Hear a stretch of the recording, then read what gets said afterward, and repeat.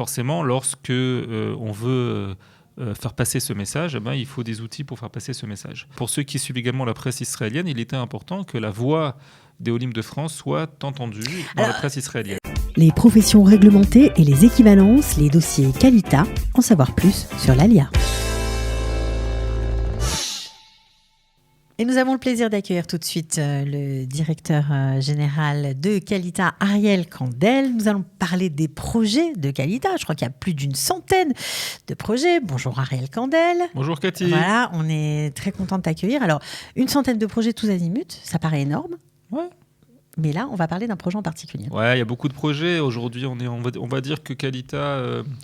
depuis le début d'ailleurs de la vie de Qualita, c'est-à-dire qu'il y a on va dire deux sortes de projets aujourd'hui qui tournent autour de Qualita, les projets qui sont organisés par Qualita même et les projets qui sont soutenus par Qualita. Ça peut être des projets d'association, ça peut être des projets municipaux, ça peut être des projets... ça veut dire quoi, financièrement ou tout simplement Ça dépend des projets. Il y a des projets qui sont soutenus financièrement, il y a des projets dans lesquels on siège dans les comités d'administration des projets, il y a des projets dans lesquels également on a des membres de notre équipe qui sont également partie prenante des projets. Vraiment, ça dépend. Il y a toutes sortes de projets. Et aujourd'hui, il y a une centaine de programmes sur tout Israël, dans tous les domaines. Les enfants, les adolescents, les jeunes, les parents évidemment, l'emploi, le soutien psychologique, les retraités, la culture. Vraiment, ça passe beaucoup de choses aujourd'hui. Justement, il y a un très joli projet qui démarre cette semaine. Voilà, vous avez décidé avec tout le staff de Qualita de mettre l'accent ou de donner la chance à des journalistes qui avaient envie de pénétrer la sphère, on va dire, de communication israélienne, des organes de presse ou même des télé, bref, de donner la possibilité tout simplement de connaître ce monde, même si on est francophone à la base. Et donc ça démarre, ça a eu beaucoup de succès, je crois qu'il y a plus de 25 inscrits, voilà, qui viennent d'horizons complètement différents. Pourquoi vous êtes-vous lancé dans cette aventure ? Pour une raison simple, d'abord il faut souligner que c'est également un projet en partenariat avec le Keren Yerushalayim, donc la Fondation de Jérusalem, qui est une très grande fondation en Israël en général et en Jérusalem en particulier. Donc en fait, suite à notre travail avec la mairie de Jérusalem, le maire Moshe Leon nous a proposé de rencontrer le Keren Yerushalayim, puisque c'est une fondation qui est extrêmement proche de la mairie de Jérusalem. Et dans nos discussions avec le Keren Yerushalayim, donc nous sommes arrivés à cette conclusion qu'il fallait faire ce programme. Et quelque part, la raison, elle est très simple. C'est-à-dire que pour les gens qui nous suivent un peu depuis maintenant quelques années, on sait très bien qu'on essaye de se battre sur tous les fronts pour essayer d'améliorer les conditions de Qualita, pour essayer d'améliorer les budgets qui sont octroyés par les fonds publics à la Qualita des Juifs de France. Et donc forcément, lorsque on veut... faire passer ce message, il faut des outils pour faire passer ce message. Donc, un des outils qui existe maintenant depuis 3 semaines en Israël, c'est Actualité Juive, qui est donc qui avait été, il me semble, publié il y a quelques années, il y a peut-être même quelques dizaines, je ne sais pas exactement quand, mais il y avait eu un essai il y a très longtemps de le publier en Israël. Donc, sous notre impulsion, on a décidé également de relancer la parution du journal en Israël, donc d'un hebdomadaire, d'un journal hebdomadaire en Israël, en plus de ce qui existait déjà au niveau, on va dire, bimensuel ou mensuel, ça c'est très important. Et pour ceux qui suivent également la presse israélienne, il était important que la voix des Olim de France soit entendue dans la presse israélienne. Ça veut dire quoi ? Ça veut dire qu'aujourd'hui, elle n'est pas tellement prise en compte dans la presse. Il n'y a pas assez de représentants de la sphère francophone dans la presse israélienne. En fait, il n'y en a presque pas du tout. Si on regarde bien la presse israélienne... il y en a vraiment quelques-uns, peut-être de temps en temps, qui passent sur les grandes chaînes israéliennes, on va dire ça comme ça. Mais si vous regardez encore une fois les autres minorités, que ce soit en Israël la minorité arabe, ou l'aliyah russe, ou l'aliyah éthiopienne, vous avez des journalistes aujourd'hui en Israël israélien qui viennent de ces groupes, on va dire, de ces minorités, et qui font porter la voix... alors qu'ils parlent de choses générales, ça peut être... oui, bien sûr. Ils parlent de choses générales, ils ne parlent pas forcément des leur défis de leur communauté, pas du tout. Ils parlent de choses générales dans la presse, mais le fait qu'il y ait un petit accent par-ci ou un petit accent par-là, c'est quelque chose qui est très important. Et le point de vue aussi, j'imagine que des journalistes français auront un autre point de vue, en tout cas francophone à l'origine. Et puis la culture, et puis le fait que... Là, on est dans une période de grande tension dans la société israélienne, enfin dans la politique, on va dire. Moi, je fais partie de ceux qui pensent que dans la société, il n'y a pas tellement de tensions, mais il y a surtout des tensions au niveau politique. Donc, si on vient de France et qu'on a vécu, on va dire, dans une société juive en France qui était où on était beaucoup plus proches les uns des autres, alors pourquoi pas ? Et donc, de ce constat, on a décidé donc de lancer ce programme qui va permettre à des jeunes et des moins jeunes, d'ailleurs, qui sont soit déjà dans ce monde-là... alors là, c'est assez intéressant parce qu'il y a vraiment tous les âges. Tous les âges, des gens qui sont... Et même pas forcément des gens qui sont à la base dans ce monde-là ou qui s'y intéressent. Il y a des gens qui viennent du monde de la communication, il y a des gens qui non, et qui vont se pencher sur les grandes questions de la société israélienne durant plusieurs semaines, qui vont être présentés forcément par des gens qui connaissent le monde de la presse en Israël et le monde de la communication. Donc ça, c'est une première part. Donc ça permettra de faire connaître, en fait, ce monde-là des francophones à des très grands journalistes israéliens qui vont venir faire des conférences dans ce programme-là. Donc vous allez voir les plus grands journalistes israéliens qui vont découvrir, grâce à ces 25 participants, mais qu'est-ce que l'Aliyah des Juifs de France et qu'est-ce que leur intégration. Donc ça aussi, ça marche dans les deux sens. Ça marche toujours dans les deux sens. C'est ça qui est bien. Toujours dans les deux sens. Tout est en hébreu, évidemment. Tout est en hébreu, évidemment, puisque évidemment les gens qui vont venir partager leurs connaissances et venir à la découverte de ce monde-là sont des gens qui sont israéliens, hébraïsants, sabra pour la plupart, mais en tout cas pas francophones, à part peut-être quelques-uns.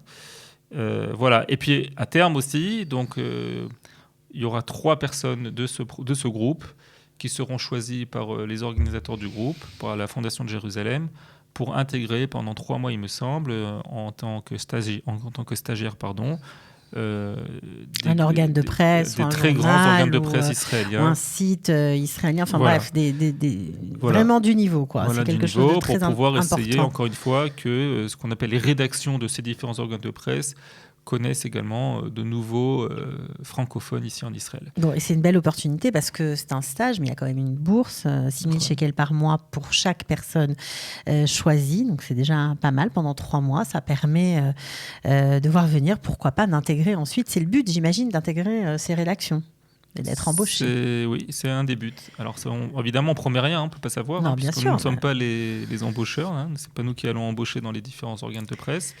Mais effectivement, à terme, c'est un des buts, oui. Comme j'ai dit, un des buts, c'est qu'ils intègrent ces organismes de presse. Puis un autre but, comme j'ai dit, c'est que les grands journalistes israéliens Sabra se rendent compte de ce que c'est que viennent à la France. rencontre de l'Aliyah des Juifs de France, certains qui sont arrivés ces dernières années et d'autres qui sont là depuis 30 ou 40 ans en Israël d'ailleurs. C'est vraiment un très joli projet. Alors, vous avez parlé beaucoup du Keren Yerushalayim, de la mairie de Jérusalem. Il y a aussi le Jérusalem Press Club qui est impliqué dans ce projet. C'est nouveau, ça aussi. Alors oui, effectivement, je ne l'ai pas cité parce que, j'aurais dû le citer forcément. C'est également nouveau, mais c'est ce qu'on appelle donc un shidour en fait, un rapprochement, un mariage qui a été donc à la base, donc comme j'ai dit, le maire nous a demandé de rencontrer le Keren Yerushalayim, qui lui nous a rapprochés de ce club de presse, et donc voilà, on a pris la décision commune entre la mairie, surtout le Keren Yerushalayim, Kalita et cet organe de presse de faire ce programme. Et il faut aussi dire que d'ailleurs c'était important pour le Keren Yerushalayim que la plupart des participants soient jérusalemites, mais pas que. Il y a également une partie de gens qui n'habitent pas à Jérusalem. Ouais, et ce qui est important aussi de préciser, c'est que c'est gratuit. Certes. Donc, non, mais vraiment, c'est une très belle opportunité. Alors évidemment, il n'y a plus de place, c'est fini, mais il y aura d'autres sessions, je crois, si ça marche. Bon, on verra. C'est comme beaucoup de choses à Kalita. On a l'avantage et l'inconvénient de tenter beaucoup de choses. Alors c'est un avantage parce que ça permet d'ouvrir plein d'opportunités dans plein de domaines. Parfois c'est un inconvénient parce que quand on va aller trop vite, ça marche peut-être pas exactement comme on voudrait que ça marche. Mais bon, ça c'est un état d'esprit. C'est un état d'esprit à la Startup Nation. On ne pourra pas changer cet état d'esprit à Kalita. Donc on sait les risques qu'on prend quand on fait ce genre de choses. On estime que ça marchera et puis on verra bien. Alors, il y a beaucoup juste pour terminer, il y a beaucoup de sujets, notamment, je pense, aux diplômes, aux professions réglementées, où ça coince encore, où voilà, le dossier des infirmières, c'est pas encore réglé, les psychologues ont encore du mal à pouvoir travailler, c'est à obtenir un permis vraiment de travail en bonne et due forme, parce que c'est très compliqué au niveau des équivalences, bien que ce soit des professionnels comme les autres, qui sont tout à fait à même de travailler en Israël, dans la société israélienne, mais ça ne se fait pas. Est-ce que grâce à ces jeunes qui vont rentrer peut-être dans la communication israélienne, est-ce que ça aussi, c'est un moyen de faire pression sur la société israélienne et de dire que oui, il y a des gens qui attendent à la porte et que oui, il faut changer les lois? Ah oui, complètement. Je vous donnais un exemple il y a quelques semaines. Enfin, il y a souvent des exemples comme ça qui arrivent à notre porte dans ce genre de domaine. Et on se rend compte effectivement que parfois, grâce à la presse, on peut arriver à certains résultats. Donc, alors pendant le corona, le grand exemple, ça a été le fait que les consignes n'avaient pas été traduites en français par le ministère de la Santé. Donc ça aussi, le fait de sortir dans la presse, ça a pu aider. Forcément, il y a plein de gens également qui ont poussé sur Facebook. Donc tout ça, c'est très important.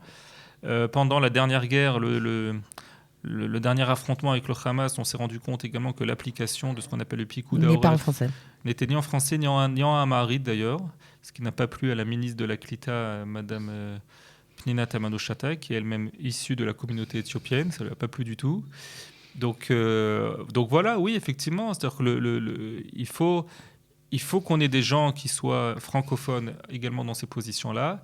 Et alors l'étape d'après, ça c'est un projet qu'on n'a pas fait encore. Voilà, si vous voulez un scoop. Ben moi j'aime bien, ouais. Mais on y pense parce qu'un autre problème qu'on a, c'est que très souvent les Olim eux-mêmes ne veulent pas parler à la presse. Parce qu'en France, ça ne se fait pas, parce qu'ils ont peut-être peur des répercussions. Je ne sais pas si un Olé, n'importe quoi, une infirmière par exemple, n'a toujours pas le diplôme, certaines ont peur de parler à la presse parce qu'elles ont peur qu'éventuellement... Ça leur soit reproché. Ça leur soit plus tard reproché par le ministère ou par l'infirmière en chef de l'État d'Israël qui va, etc. Alors ça, c'est compréhensible, mais c'est également un manque total de compréhension de ce qu'est la réalité en Israël. Le système israélien demande qu'on fasse pression via la presse, via les tribunaux, via plein de choses.